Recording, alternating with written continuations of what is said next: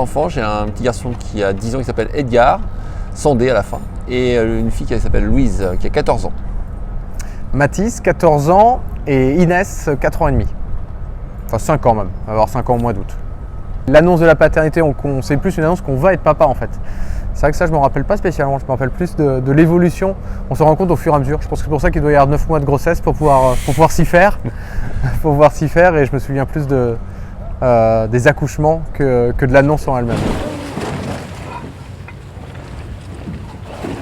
On a l'impression que la vie s'arrête d'un coup parce qu'on se rend compte qu'il y a un événement qui va tout changer.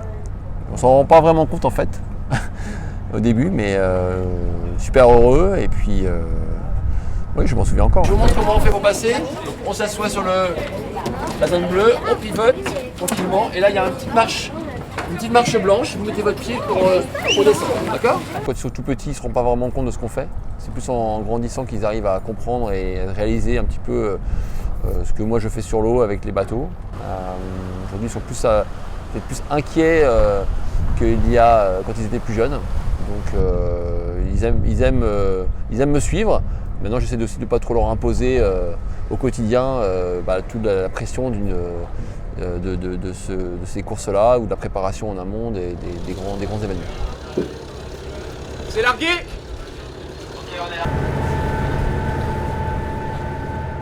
On part souvent au quotidien, etc., plusieurs fois quelques jours, mais les longues absences sont quand même assez rares.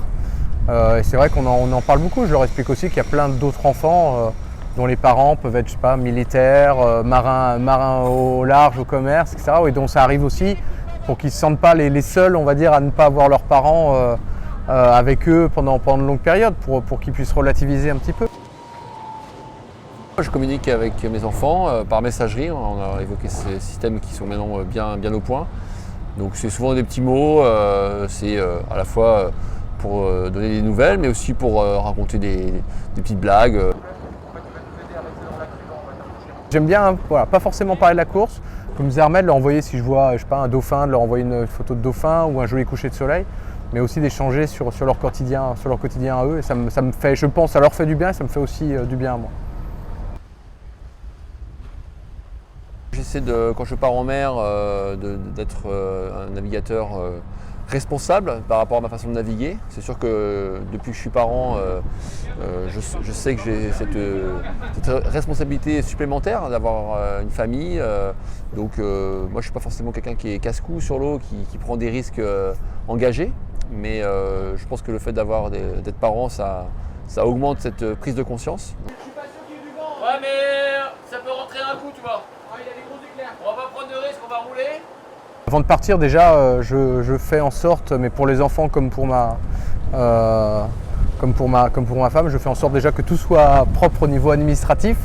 Donc non, je suis quelqu'un, je me dis, on ne sait jamais ce qui peut se passer quand même. Donc c'est un truc tout bête, mais que les enfants soient, même s'il m'arrive quelque chose, que ce soit, on ne parle pas forcément de décès, mais ça peut être même un accident ou quoi que ce soit, que les enfants soient à peu près, et ma conjointe également, soient à peu près tranquilles de ce côté-là.